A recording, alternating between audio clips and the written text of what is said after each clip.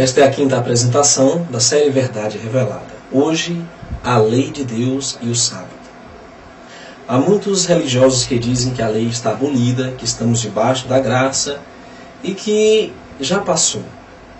Vamos hoje estudar o que a Bíblia nos revela sobre os mandamentos de Deus. Bom, que condição Jesus estabeleceu para entrar no reino de Deus? Em Mateus capítulo 19, e no verso 16 a 18, nós encontramos a seguinte referência. Eis que aproximando-se dele um jovem disse-lhe: Bom mestre, que bem farei para conseguir a vida eterna? Ele disse: Por que me chamas bom? Não há bom senão um só, que é Deus. Se queres, pois, entrar na vida, guarda os mandamentos. Querido, Jesus disse que a condição para entrar no reino de Deus era de guardar os mandamentos. Esse não é um meio de salvação, nós entendemos, porque é pela fé, é pela graça.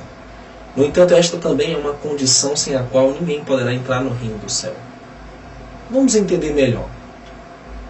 Que mandamentos Jesus estava falando aqui? Bem, Jesus logo depois recitou: não matarás, não cometerás adultério, não furtarás, não dirás falso testemunho, honra teu pai e tua mãe, e amarás o Senhor como a ti mesmo. Aqui estamos vendo a lei de Deus, o decálogo. Nós encontramos inicialmente em Êxodo capítulo 20, e no verso 3 em diante iremos analisar agora. O primeiro mandamento diz: não terás outros deuses diante de mim. Não ter outros deuses diante de nós significa não colocar nada no nosso coração acima de Deus.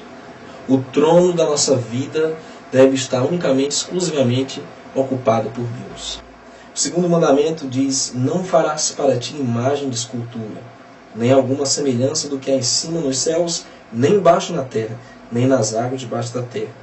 Não te encurvarás a elas, nem as servirás, porque eu, o Senhor teu Deus, sou Deus zeloso, que visito a iniquidade dos pais nos filhos, até a terceira e quarta geração daqueles que me odeiam.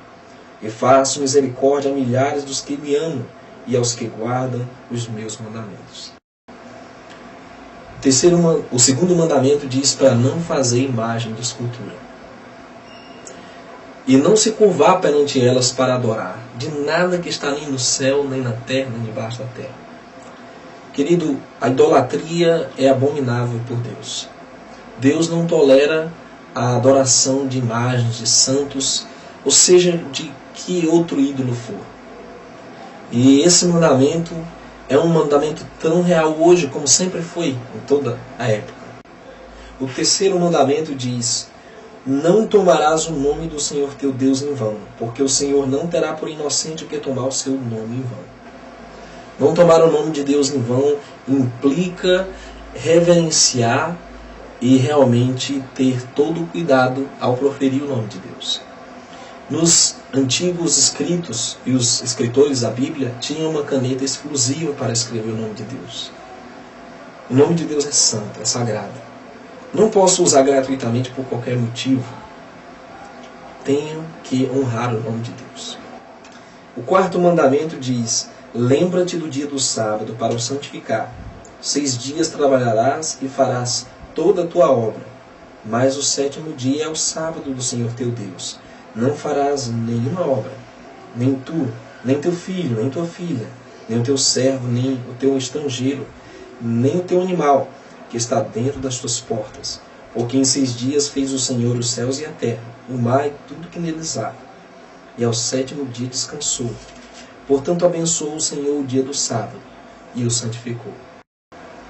Esse é o mandamento mais esquecido, sem dúvida. E está aí o motivo pelo qual Deus introduziu esse mandamento com o nome lembra-te. O dia do sábado é realmente um dia sagrado.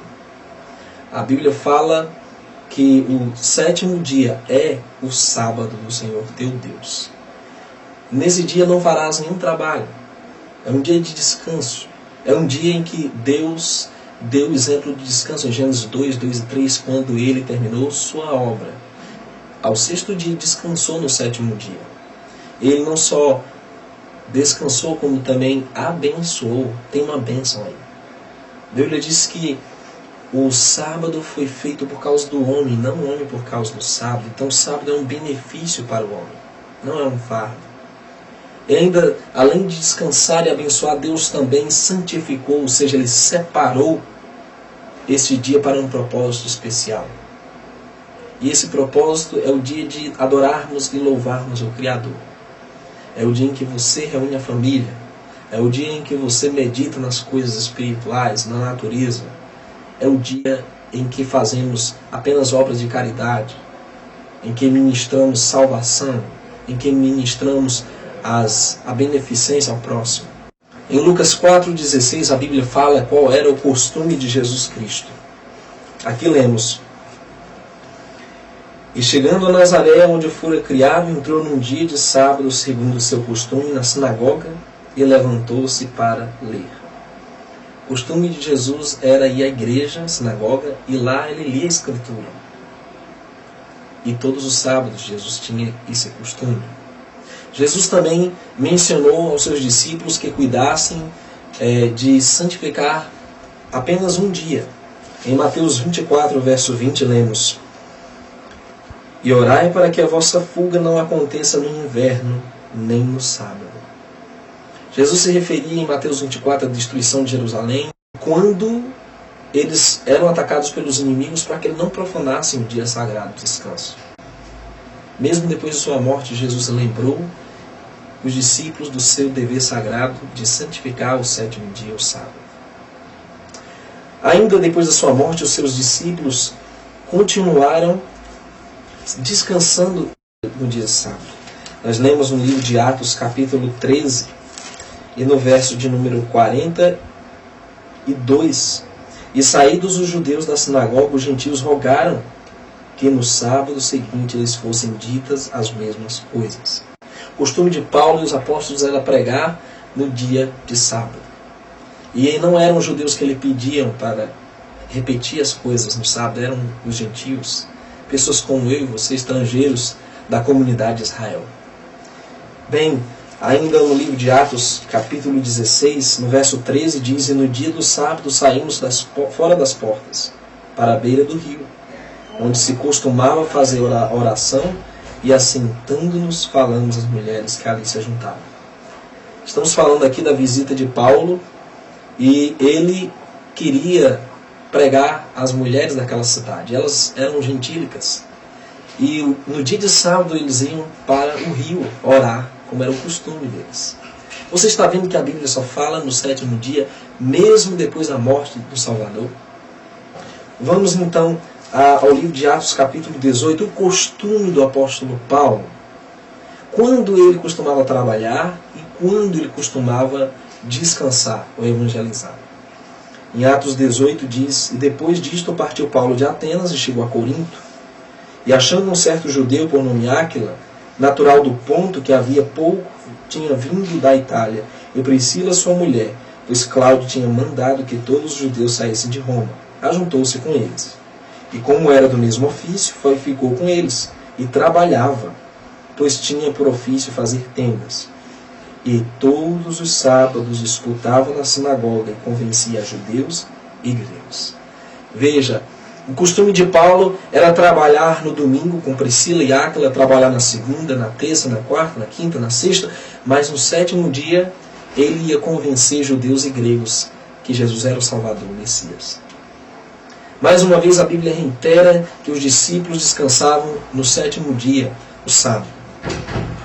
E não só os discípulos, mas toda a igreja cristã, no primeiro, no segundo, no terceiro, até chegar ao quarto século, tinha o costume de descansar no sábado.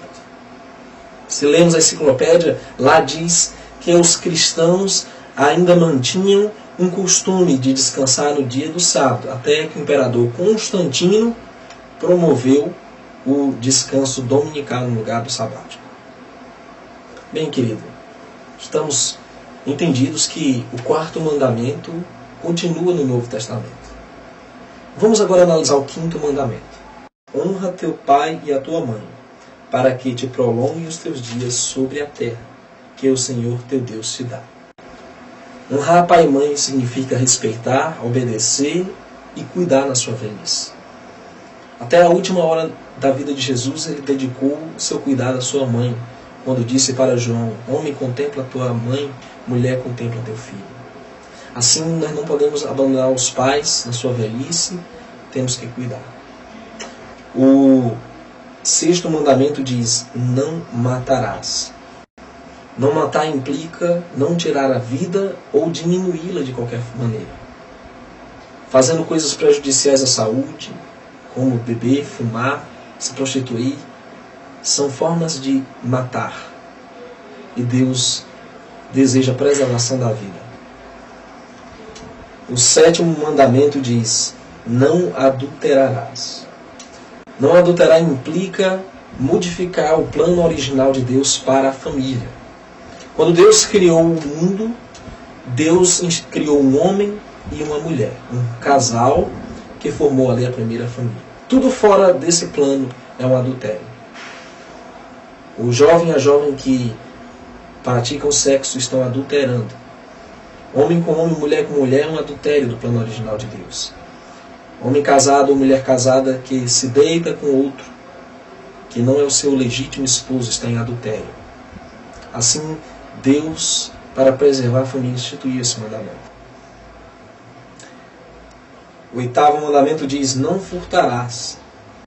Se apropriar de algo que não lhe pertence, por qualquer desculpa, é roubo.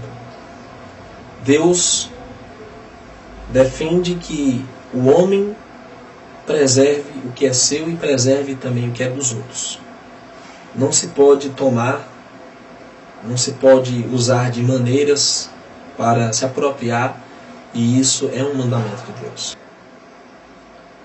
O 9º mandamento diz: não dirás falso testemunho contra o teu próximo. Ou seja, não se deve mentir. Muitas vezes nós omitimos informações que tornam a nossa afirmativa em uma mentira. Muitas vezes nós ficamos em silêncio quando devíamos revelar certas coisas, e isso também é uma mentira, e deixamos as pessoas serem enganadas. O 9º mandamento fala para não caluniar também ou difamar, falando falsas mentiras das pessoas. Esse é um mandamento que preserva a moral de cada ser humano. Finalmente, o 10º mandamento diz: não cobiçarás a casa do teu próximo, não cobiçarás a mulher do teu próximo, nem o seu servo, nem a sua serva, nem o seu boi, nem o seu jumento, nem coisa alguma do teu próximo. Querido, aqui estão os 10 mandamentos. Será que todos esses mandamentos já passaram? Conheço muitos cristãos que dizem que apenas 9 estão ainda valendo. Conheço a maioria dos cristãos que dizem que apenas 7 desses. Mas eu e você temos que obedecer a Deus antes de obedecer os homens. Qual é o dever de todos os homens? Em Eclesiastes 12:13, de tudo o que se tem ouvido, o fim é: teme a Deus e guarda os seus mandamentos, porque este é o dever de todo o homem. Os mandamentos de Deus são para todas as nações. São mandamentos eternos, são morais. Implicam um dever moral do homem para com Deus e do homem para com o seu próximo.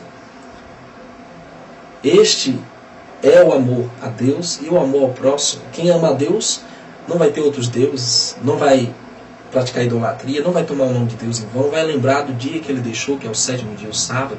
Quem ama o próximo não vai desonrar pai e mãe, não vai matar, roubar, adulterar, mentir, cobiçar. Então, o que o Senhor Jesus ensinou no Evangelho é que esses mandamentos vigoram.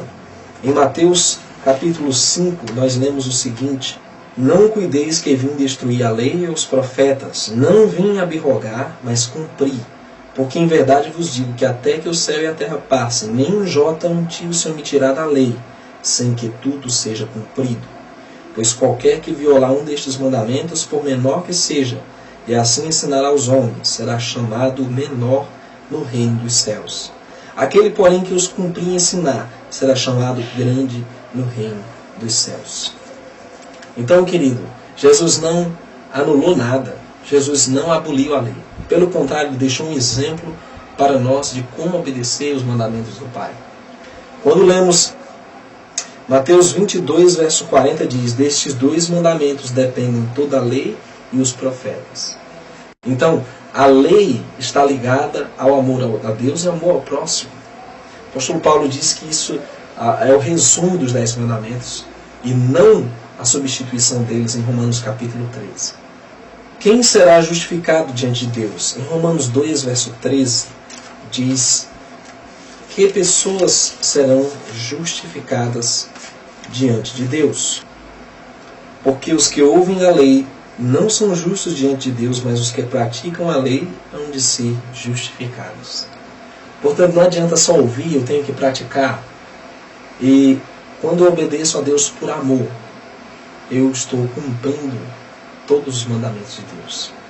Embora a lei não salve, que conhecimento obtemos por ela? Em Romanos 7, verso 7, diz: para que serve a lei? Que diremos, pois? É a lei pecado? De modo nenhum. Mas eu não conheci o pecado senão pela lei, porque eu não conheceria a concupiscência se a lei não dissesse: não cobiçarás. Imagine, você acorda pela manhã, se olha no espelho e vê todas as suas deformidades.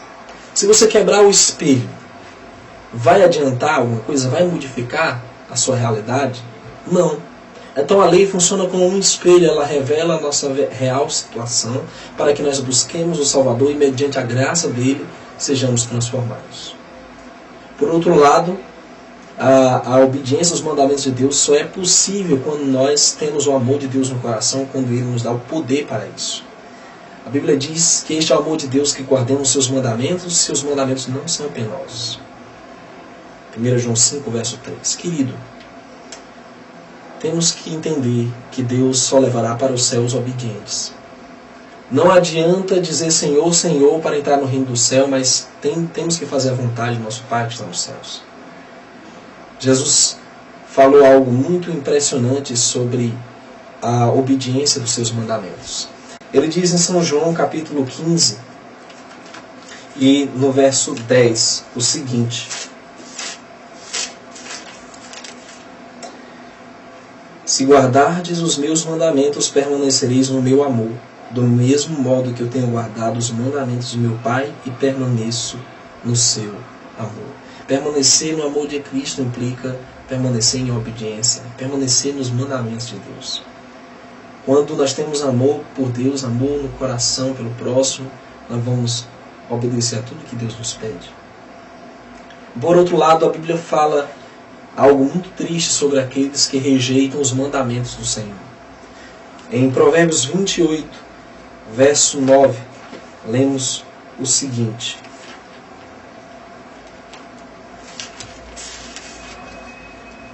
o que desvia os seus ouvidos de ouvir a lei, até a sua oração será abominável.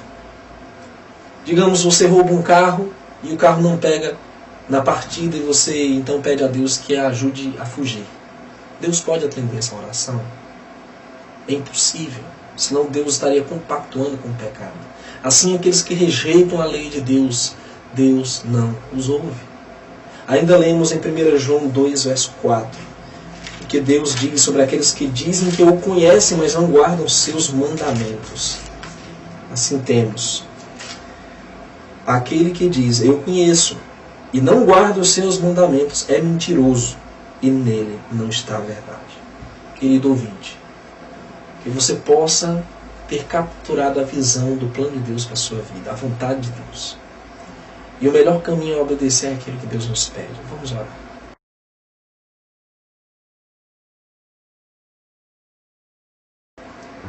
Pai Santo, tivemos uma revelação tremenda neste programa. Os teus mandamentos são válidos e cada um deles é importante. Ó Pai, ajuda-nos pela fé, pela tua graça a guardar e obedecer. Em nome de Jesus. Amém.